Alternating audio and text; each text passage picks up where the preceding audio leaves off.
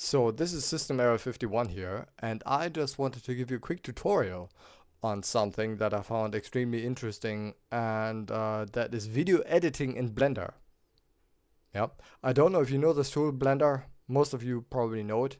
It's a free and open source 3D modeler, designer, creator, animator, everything at once. And the current version is Blender 2.66a. And this is the 64-bit version of Blender, and I just put some, I spit on my screen, which is not really good. So yeah, I'm using Audacity to record myself, so everything is good. I tried this before, and it just messed up. There was like a humming sound, like for some reason that I don't know. Anyways, Blender is famous for a lot of things, extreme complex re-rendering, ray tracing, model animation. It even makes movies. Yeah, there's one called The Small Elephant or something. Or no, Elephant's Dream. That was the name. Elephant's Dream is like a 10-minute short or something. It was all done with Blender. Yeah. And you can also make games with Blender if you so like. This is the default interface, and it drops you into a new project inside which you have a light here and a camera and a cube. Yeah, that's it. In Blender you have a huge 3D view that you can obviously change in any way you like. You have your layers here. You can define some things that define the final render and whatnot. But it's also important to know that with Blender, it has different layouts, as it's called, yeah, for different purposes. Yeah, for example, you can select them here, here in the top, and this is the default view, by the way. Okay. If you click here, you can see compositing, which does this. There's animation for to animate your objects. There's game logic. If you're making a game, that's where the logic goes into. Motion tracking is if you have sensors on a person and you want to track the movements. Scripting is it has its own scripting thing for your objects.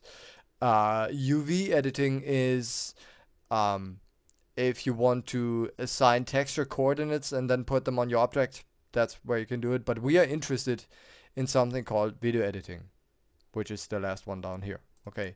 Now, in video editing, you get a layout that you may be familiar with if you worked with programs such as Adobe Premiere or Final Cut Pro, yeah, or other similar tools that are out there on the market. Yeah, you can drag it like this.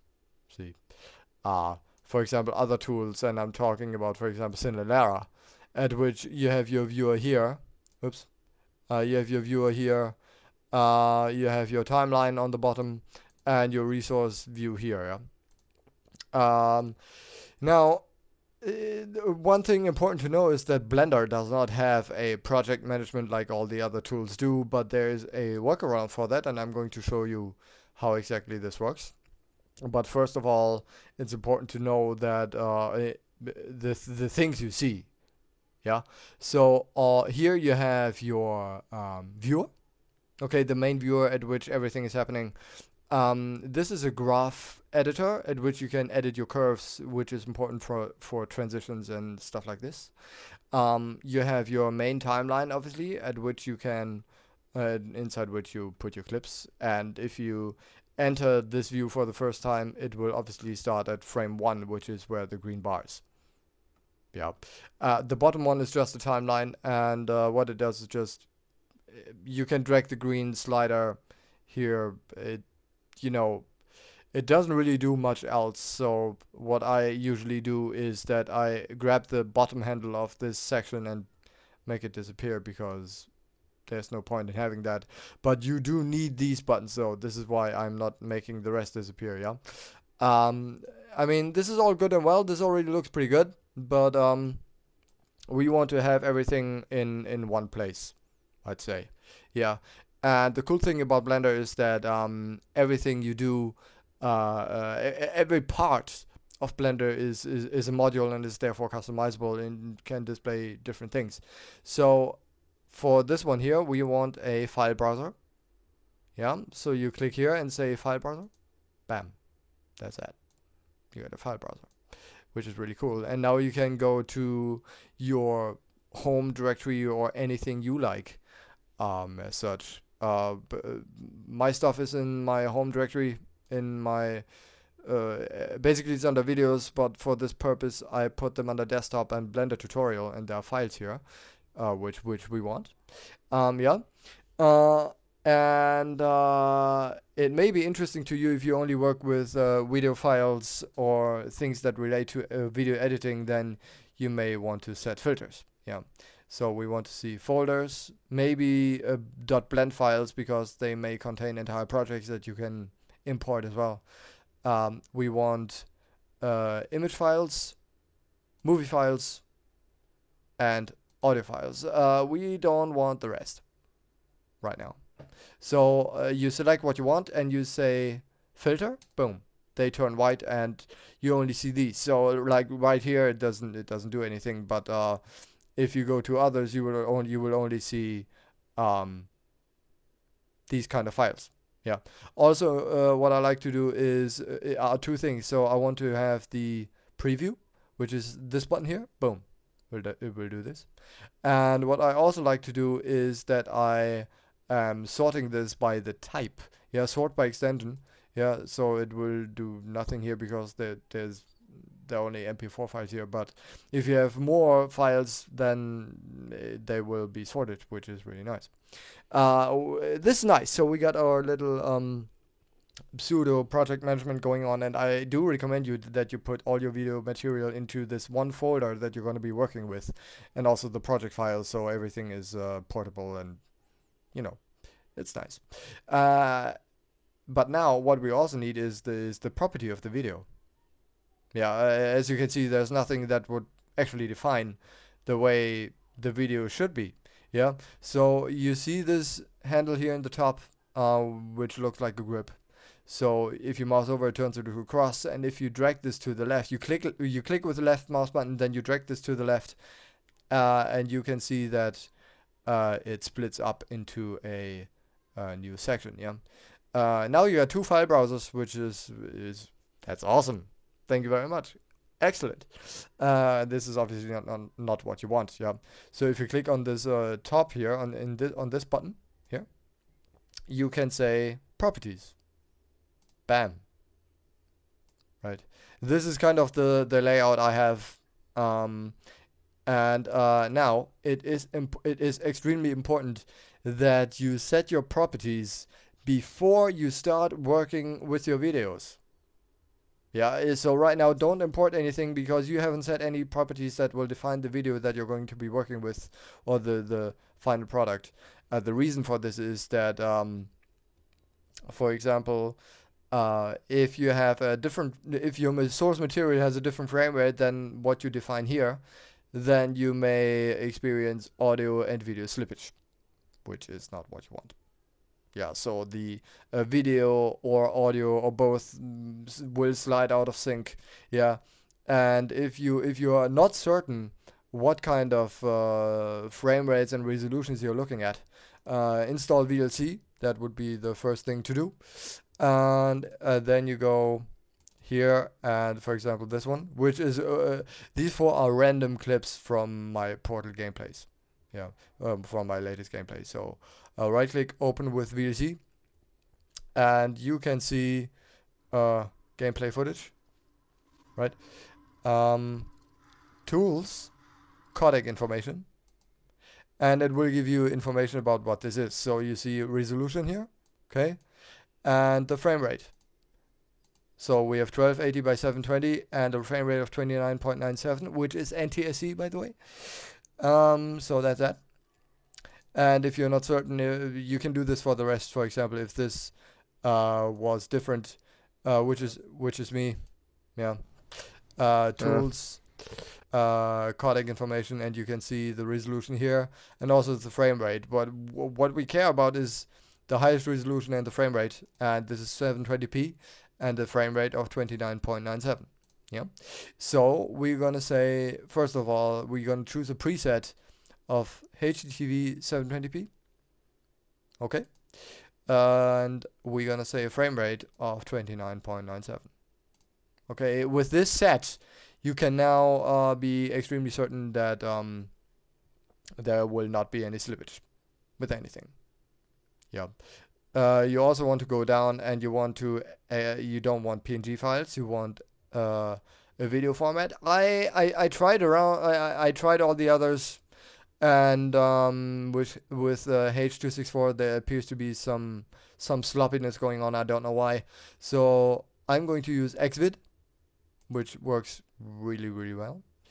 Um, the output folder, we want to say desktop, Blender tutorial in this case, and I'm going to call this tutorial.mp4. Except, yeah, and encoding, yeah. So we expand encoding, and we can see an AVI shell, which is good. Or we can also say MPEG-4, I guess. But let's leave it at AVI and MPEG-4 DivX. Audio codec, we want this too, because we want sound.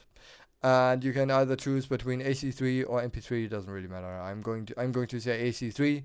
A bitrate of 128 is good enough. You can go higher if that's what you would like to do. Yeah, sounds better. And another thing that you want is post processing, and we turn off compositing because we don't need that. Yeah. So these are the basic settings that you're going to need for the moment. There's something else I'm going to explain to you later, but that's it for the moment. And we can start editing. Yeah. So on the bottom here, start is the start of your video, which is never change that, and the end is the frame at which your video will end. Yeah, so if you have if you have 25 frames per second and the end is 250, then the video is going to be 10 seconds. Yeah, but you can adjust that later, and this one tells you at which frame you are. So if you know, if you look here and if I drag this, you can see that the number changes. Yeah. Another thing you want to set here, these are your playhead controls, and this one here is no sync, but we want to change this to AV sync, audio video sync, so that the audio and video is synchronized. Yeah. So that's it. And yeah, so we want to go to frame 1. Yeah. And there are 2 ways to import your video here. Yeah. You can obviously go and drag this like this. See, I could place it anywhere. Or you can say add movie, and go to your home folder or wherever your things are, and add movie, and that's it. It will appear here as well. So yeah, we're gonna select, say, this one. Whoops. This one, and drop it. Okay, now we got a clip here. Okay. Important to know are the color differentiations, because green is audio and blue is video. Okay, so green audio, blue video. You can drag the timeline with the middle mouse button, like so. See, like this in any direction you like, up and down. And another thing you may be interested in is that you not only can you drag it like this up and down, but if you hold control and middle mouse button, you can make it flexible. Okay, like so. See, zoom in and out like this. Very cool, very nice. And another thing you can do is on the bottom here with the scroll bar, you can go like this, if that's what you like. See, there's the end of the clip. Yeah, or you can drag one of the ends of the scroll bar here and zoom like this. Okay, make sense? Yeah. So that's it. Now you may also want to drag your videos around, because otherwise you would have to place them pretty precise. So you select both of them, and you select with the right mouse button. Okay, not left, because left will do this. Yeah, just with the right and both. Okay, you press G on the keyboard, and then you can drag. Okay, see. You see the numbers at the end of the clip, like there will be numbers here and here. If I do this, you can see the numbers change, and that tells you at which frame this clip is currently beginning. Yeah, so obviously you want to be at frame 1. Left click places. Okay, and escape would cancel the grab and place the video at the last location it was, if that makes sense. Now in your viewer here, you see it very small, but you can zoom in like this with your mouse wheel. Okay. Also important to know is that it doesn't matter what you do. Like, you can zoom in and out. It will not have any effect on the final resolution of your video. The more you zoom in, the more details you can see, but it will not affect your video in any way.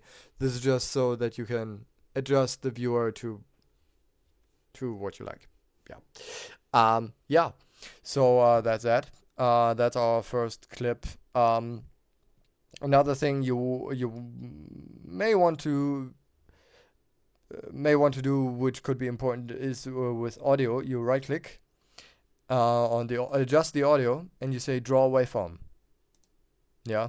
What that does is that, if you look here, you can see that it actually drew the waveform of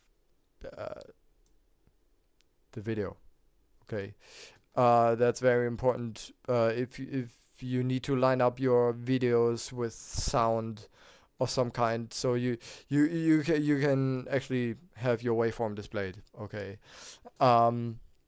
Another thing that's very important to know is that sometimes if you work with high definition footage like I do here, you can see as I drag around, it's very choppy. Yeah, so the performance is not really good. And you can improve this by selecting the video. Okay.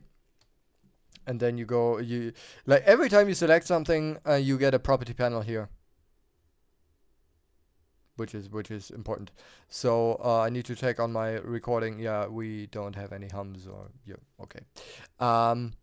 So there's a property panel here, and if you go down, there is a section which says proxy timecode.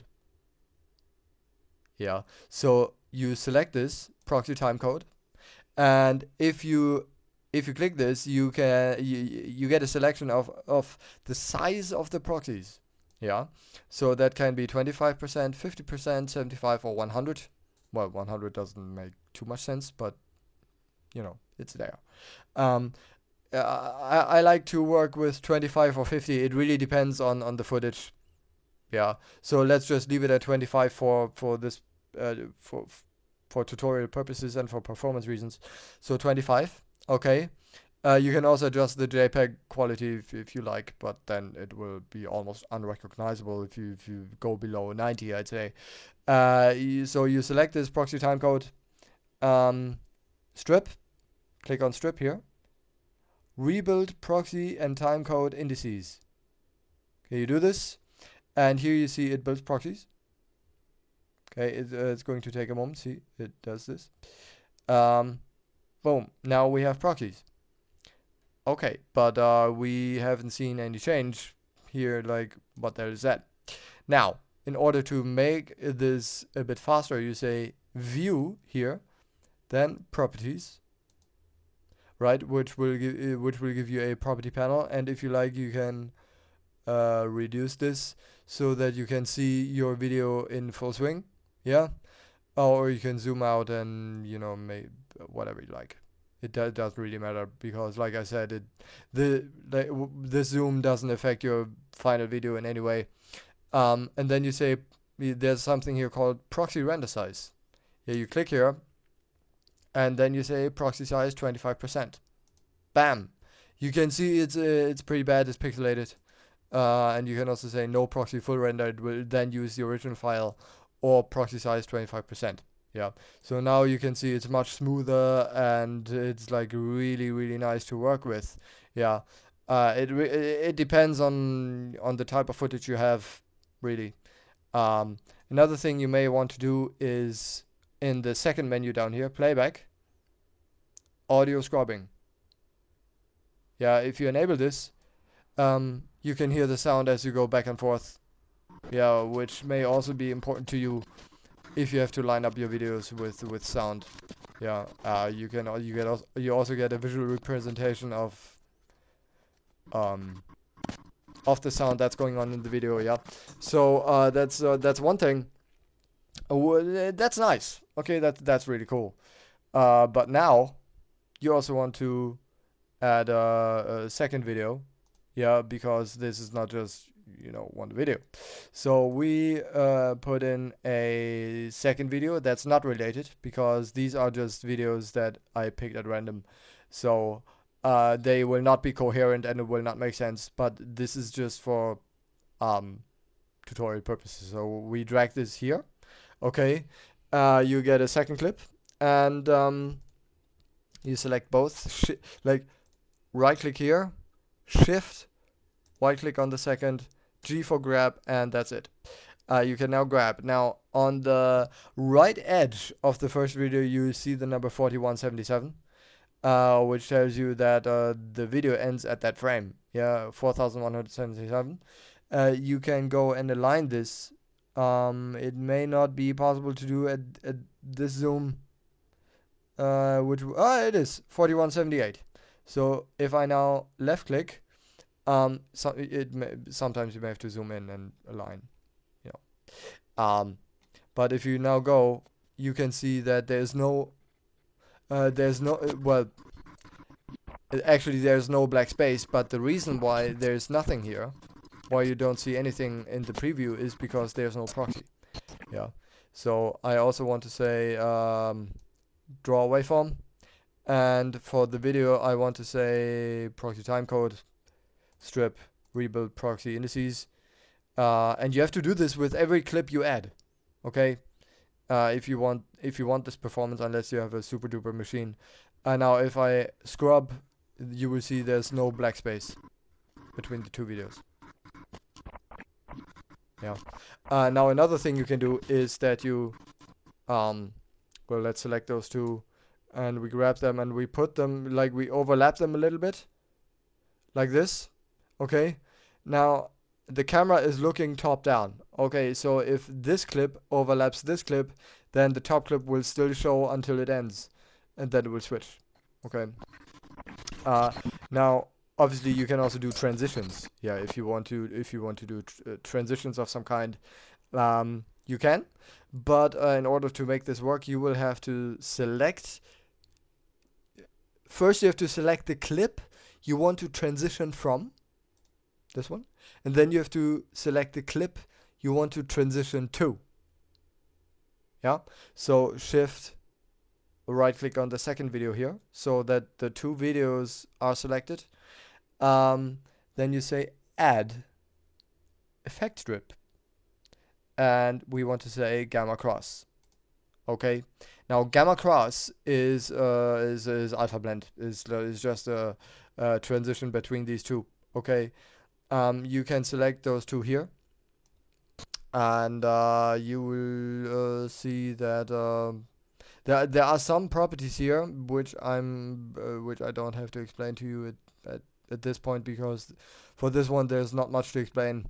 Yeah, but if you look here in the preview, you can see that it does this fade. See, it just if these are the only two clips you have, you can say like blend replace, select only blend, maybe subtract, for example, and it will do some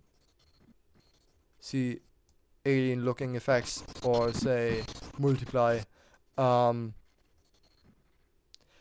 It really depends on what you want to do. Replace is alpha blend over. Yeah. Um, let's put in another one. So select X on the keyboard, then erase. Select, add, effect strip. Say wipe. Okay, that's also something you can do. The default is that it wipes top down, as you can see, right? But you can some effects you can modify. So if you right click wipe, um, if you're a Star Wars fan and you want to replicate that effect, you can. Um, it's just a hard wipe. So if you scroll down in the properties panel, you can see something called blur with. Yeah. So if you left click on this and then drag right, you can add a little bit of blur, not too much because then it will like be blah. But if you just do a little bit, say like this, you get a very Star Wars like transition. See, that's something you can do, or you can select this and say transition, say iris, which will then it will respect your blur settings, and then it will come from the center and do this. Yeah, if that's what you like to do, right? Yeah. So that's that. That's for transitions. And another thing I want to show you is if you want to overlay two videos. Yeah. Um, I'm going to show you this. And another thing I want to show. Where can we do this? Hmm. Let's see. I think we can do this with the face cam. So if you watched some of my recent videos, you know that I implemented face cam into the videos. Yeah. So what we want to do is that we want to import myself, and we want to put that in the video. Yeah. So let's say we gonna go a bit up and we put this here. See, face cam. Um, and we want this to be at the very beginning as well. So we select those two, G for grab, and it may not be precise, but that's okay. Actually, I can't show this to you because this video is longer than I wanted it to be, which is good, but not the actual video is 1 hour, which is way too long for this tutorial, so I cut it already. Grab. And we want to be at frame 1. Yeah, so hang on.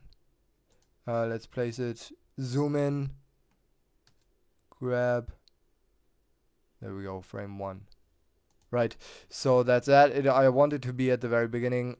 Now what I'm going to say in that video is not going to make much sense because I just picked something at random somewhere. And picked a little bit of the face cam, okay? Now the audio of the facecam is very loud. Is a bit over the top. So I can say this, and I want to say draw waveform, and you can see that it's like clipping everywhere, which was not very good. But you can select your audio, say scroll down, and say volume. And for this one, we want to have it at say 0.95. That's fine. Okay, so that reduces the volume considerably. Yeah, so that's that. But the reason why we don't see anything is because there are no proxies. Yeah, so we want to select this, the video, proxy timecode, strip, rebuild indices, and it will build the proxies for the facecam as well, at least for this part of the facecam. Okay, which is a lot faster because I just took a part of it of the 1 hour video. So there's me. Really nice, awesome. But we don't want to have that at full resolution, yeah. So for this reason, we can say you select the video and you say add effect strip, and we want to say transform. Okay, now with the transform, you can do all kinds of stuff in terms of transforming the actual video, yeah. Mostly positioning and stuff like this, yeah. So but whatever you do in this properties panel will not have any effect. It will still look like this. And for this reason, and to make the effects that you define here active, you will have to select the video and press H on the keyboard to say hide. Okay, now it's hidden. And there's, like, it's still there, but this transform bar links into this one. Okay, so now you can go and do all kinds of stuff that you want to do. So select the transform bar. And we want, first of all, we want to scale this, okay? And for this we say uniform scale here, okay? To keep the aspect ratio, and then we want to go down. See, I can scale it in any way I like. And for this one, I want to say, I want to replicate my effect, so 0.3. So that's a third of the video size. And position X and Y is, X is horizontal, Y is vertical. So if I click here and drag left, it will do this. Okay. We want to put it like right here. And Y, if I click and drag right, it will put it up. Yeah, so maybe here. Here's good, for example. Okay. This is all good and well. Yeah. But maybe I want to pitch down the volume a bit more.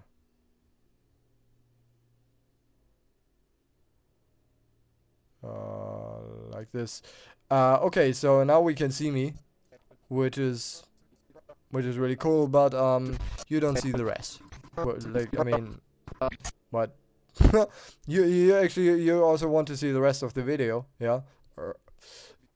So you have to select transform, the transform bar, and then there's a section here that's called blend. And right now it says replace, which means that anything beneath it will be replaced with this, and everything will be black, which is not what we want. Yeah, so you click on replace, and you say overdrop. Yeah, and then boom. That's what you had. Okay, now you have a little bit of that going on. Okay, and yeah, I mean, there is yeah, that's the face cam, and that's, I mean, it also does the transition here. See, it keeps that intact. Okay. Now one more thing that I'm going to show you on this is that obviously it's longer than what you want it to be. Yeah. So we want to say grab 7577 is, that's the end of that clip there. So we want to say the end is 7577. Boom. Okay. No, sorry. This is the frame. Okay, but this one decides at which frame you want to be at. Okay, but this is also important for the next step I'm going to show you, and also these two define the length of the video. Yeah, so right now it would only render until frame 250, but we want to be at frame 7577. Yeah, so that's, you can see change color, and now it will render everything up until this point. Yeah, now also we want to cut out the rest. Yeah, I mean, you could obviously leave it at this because that's the end of the video, and it will just ignore this. But there are important things to know for video editing here that should not be left unsaid. So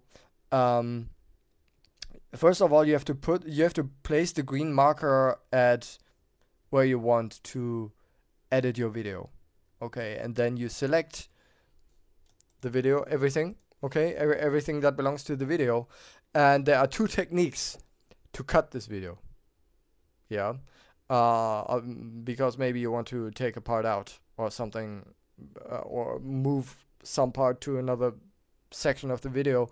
And if you now press K on the keyboard, it will do a soft cut. Okay, I will show you what that means first. So we cut this, and it will, obviously cut the video. So you can now select these three and say X and erase. Okay, but now you can still see that there are bars here. Okay, this is not a graphical glitch.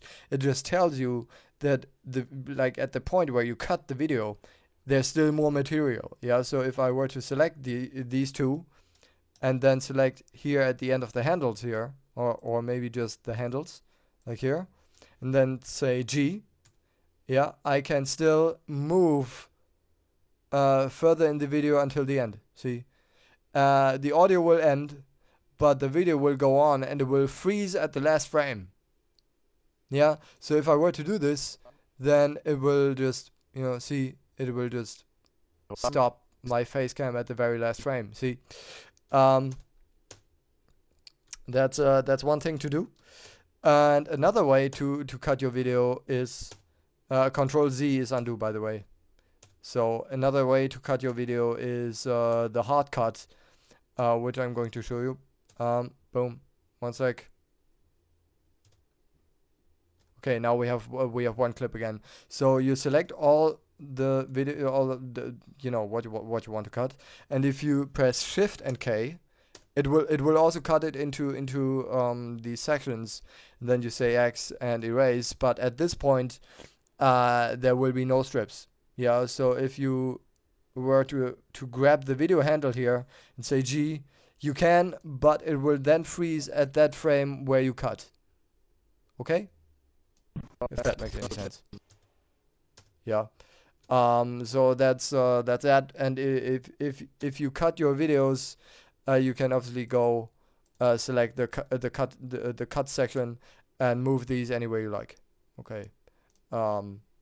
Yeah, I mean that should be fairly obvious. So I mean that's that, and that's our little video going on here. So yeah, I mean what we can do now, there's not much left to do other than to render the video. I mean it will not be very coherent, as such it will be complete nonsense. Yeah, but we have to go back into the property panel here, and there's something important to know. If you have to press animation to start rendering the video. Okay, it will render the video into the folder and file name that you defined. Yeah, and then there's this section called display. Okay, this section defines at which location you will be able to see the progress of the video rendering. Yeah, so if you say image editor, it will appear in this section at the bottom, which is not really, I mean, I don't know why it does this. So let's just zoom in a bit here and make it a bit longer. So this is our little video project. There are a few sections you can select. Yeah, full screen will just take up the entire screen. Image editor is this one here. New window will open a new window inside which you can see the frames that are being rendered into the video file. It could be cool, but it also uses up a bit of performance. And I say keep my preference is keep UI, because then it will render, but it will not show you the progress other than a bar. Okay, this is what I prefer to do. You can play around with these sections yourself. So I'm going to say animation. I'm going to cut the video here, and I will show you what happens if you do this animation. We'll start rendering here. See, it will tell you how much memory is being used here, and it will also tell you at which frame it is currently being rendered here. Yeah, so it is going to take a moment. I will pause the video here, and I will be back when the video has rendered. Okay? Okay, so, oops. So I'm going to pause my stuff, which is here. I'll be right back. Okay, so the video rendered, and it's all done. This has disappeared, and when it's done, you will see a file in the folder you defined, which is here, and it's called tutorial.mp4. And if we play this, you can see this, right? It will be complete. It will not make sense what I'm saying. Yeah. So somewhere there is the transition. Let's see. Wait. Ah, there we go. See? So, see?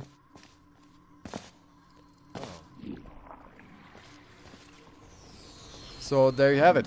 That's that, and this would be ready to go to YouTube if that's what you would like to do. And yeah, so that's it. I hope you enjoyed this little tutorial. And if you have questions, criticism, anything the likes, leave a comment. And that's it. Thanks for watching, and I'll see you around.